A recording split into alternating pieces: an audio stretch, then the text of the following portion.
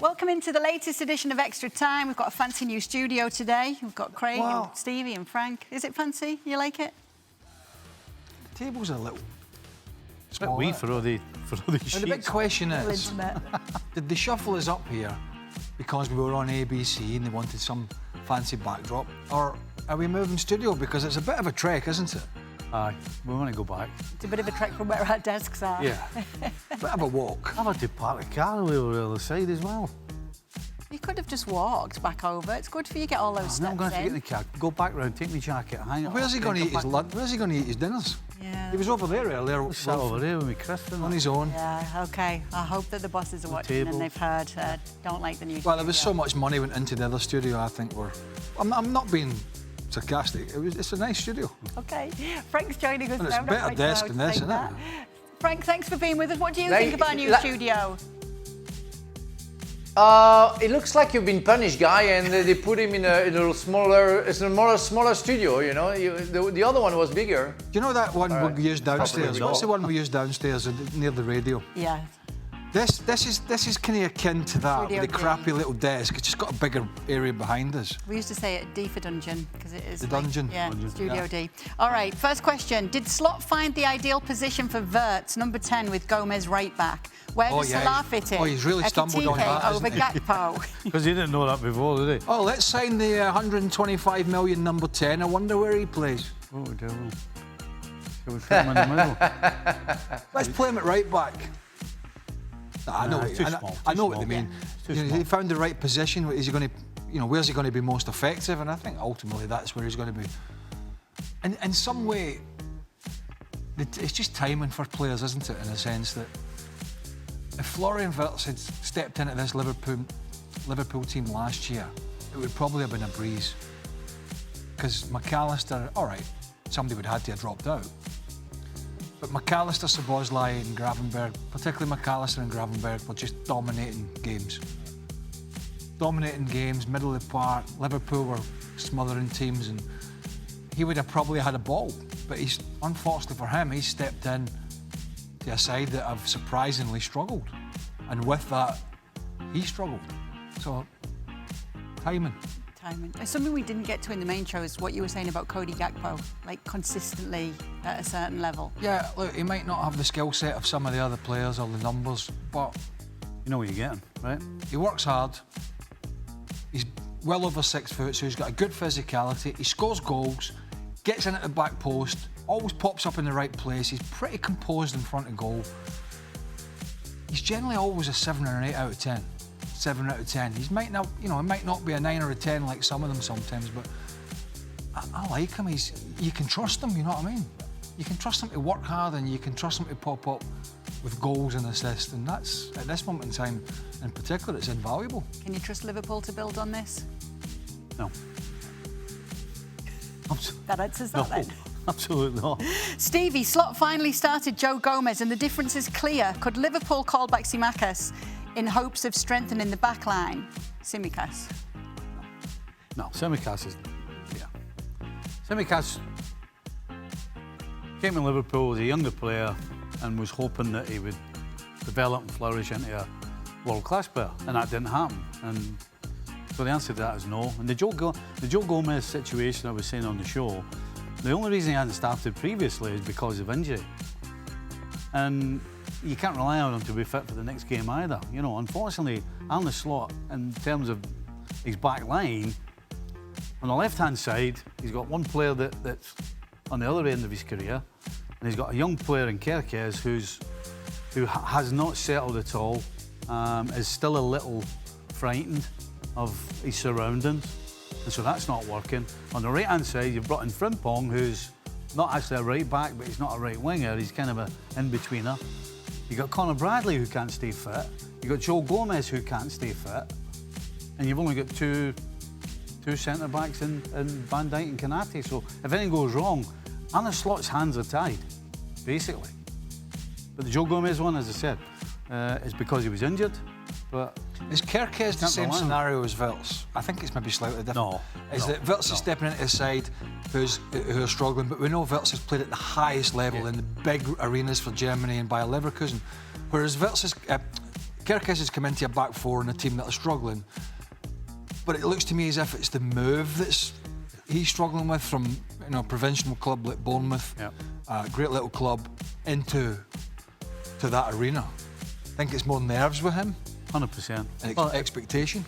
If you watch him, his first thought at Liverpool is to go back. You watch him at Bournemouth, everything he did was about going forward. And so just watch how he plays the game. He's unsure, and so when you're unsure, you play the safe game. And the safe game, when you're facing the field, the safe ball is to either go sideways or go back to Van Dijk. And he does that 9 times out of 10. It's absolutely the opposite of what he was doing at Bournemouth. Frank, we will get to you in a minute, but there's a lot of questions for Stevie, as you can imagine today, given the fact that Liverpool no got problem. themselves a win. Won a game, hallelujah. Stevie, oh, actually, it's nothing to do with Liverpool. Stevie, when you're at an American Thanksgiving with 45 people, how many of them know that you're a football legend? Kind of to do with Liverpool. Well, my son and his wife have been married now for 10 years. And I've been going there every year for 10 years. So, if they don't know yet, they're never going to know.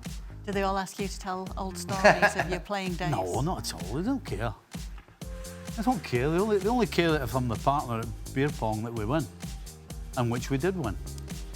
Yeah. Well done. Well, actually, by the end of 2 games, 1 win, 1 loss. By the end of the night, the story can sound a little. Yeah. I can imagine. I said, most of them can't understand a word I say. It's just nod their head. Sorry? Fun. Frank, in a game publicised, Rice versus Caicedo, Reece James was the best midfielder. How many players have you guys seen play multiple positions at a top level like James is right now? Well, we have Szoboszlai, for Liverpool right now, playing everywhere on the right side. But it's true, I think Dan Petrescu was doing that a little bit, on the right side. He was capable of being right back, but also, I would say in the middle of the park, and also a right wing, kind of, even if we didn't play like that. But not too many players that I've seen were capable of doing that. That's pretty amazing from Reece James. Steve and I were talking about him before we came on air. A lot of it's to do with fitness for him, isn't it? Because he had a spell where he couldn't keep himself fit. But he's pretty much got everything. He's big and he's strong and he's tidy on the ball and he's a very good passer. But I actually think, as an all-round midfielder, Declan Rice is the best. You could argue he's the best all-round midfielder in Europe at the moment. We'd walk into any team, Real Madrid, Barca, any team in Italy, any team in Germany, any team in England. In terms of, does everything. He's really gone to another level, hasn't he? Yeah, incredible. In terms of James, though, I think it suits him being in there. I think part of his problem when he played fullback was those long runs. I think that was his problem in terms of his injuries. But he's such a good footballer. He's such a sharp brain. He's so cool and calm on the ball. I think he's much better in the middle than he is at fullback anyway. Do you know what I quite liked about him today? I know he's the captain, he can talk to the referee, but and I'm talking about both teams here. I don't know about you, but sick and tired of the fearing of injury, right? There's a lot of that today. And a lot of little silly challenges and players going down looking for other players to get booked. He always just approached the referee. There was no gesticulating, there was no shouting. It was like a hand, just a quiet word. And that's kind of how he goes about his business. And while everybody else, Caicedo and Fernandes and Cucurella and some of the Arsenal guys, they were doing it as well. Trying to get people booked. And he was sort of talking to Anthony Taylor in a calm way. And I thought that was pretty classy. Next question, Craig and Frank. How do you account for the drastic difference in the success of Chelsea's club rebuild to that of Man United? Is it fan expectations, managerial impatience, poor scouting strategy, or Sir Alex Ferguson's aura that ominously hangs over the club? Well, I'll quickly go to Frank, because Chelsea have signed better players. Go on, Frank.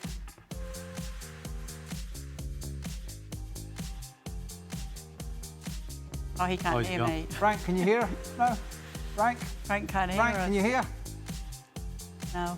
Frank, you're gorgeous. Yeah. He'll reply to that. Yeah, He can't. Oh, he definitely can't. If he doesn't reply to that, all right, we're going to get him back. There has been some sort of... No, leave him. There has been some sort of... We can usually hear Why would you get him back? There has been some sort of scattergun approach, so I thought you could put up the argument, well, if you sign enough players, you're going to have success at some point. They've obviously changed that one wrong. Huh? United proved that one wrong. No, because they just kept throwing bad money after bad money, didn't they? So I think it does come down to recruitment. I think there's still a fair ways to go. Then it comes down to your recruitment of your managers. You know, Tuchel got fired, Pochettino got fired, Potter got fired. At the moment, Maresca's in the hot seat and he's doing a better job on the face of it than the others. But yeah, I mean, thus far, going after these younger players and sort of maturing them as you go along is having a reasonable effect thus far. They're certainly going to ruffle a few feathers this year. Yeah, just as we saw today. I wonder if we've got Frank back. Oh, he's back. Frank, do you understand the question? Big difference, yeah. I hear you, and I saw the question. How do you account for the drastic difference of the sex? I'm not sure I understand the question, but the question is, I think it's going to be. It's always very hard to change the tactic what you want to do in the football business, and especially when you are in the aura of winning everything, like Manchester United did and Chelsea did just after. When you want to change and drastically change the thought of what's have been a success, it takes time. And it's always been like that, and I've seen that with Marseille, I've seen that with Lyon, I've seen that with Paris Saint-Germain as well, and you can see that in Italy as well is going on. So it takes time, but I don't know what you have to do for that. The only thing is I know that you have to be patient. All right. Last question. It's actually something you brought up in the main show, Craig. What's the percentage chance that Atletico or Villarreal win La Liga this season? I think slim, but there is definitely a potential opportunity with the way that the big two have their frailties. You know, Alonso's under a bit of pressure with their style and the results. Barcelona, they had a good result against Alaves, but they got walloped by Chelsea. I mean, smashed by Chelsea. All their problems came back to haunt them. It's whether Villarreal and Atletico Madrid, who are the only two that have got a viable chance, really, it's whether they can go the distance and the other two don't get better.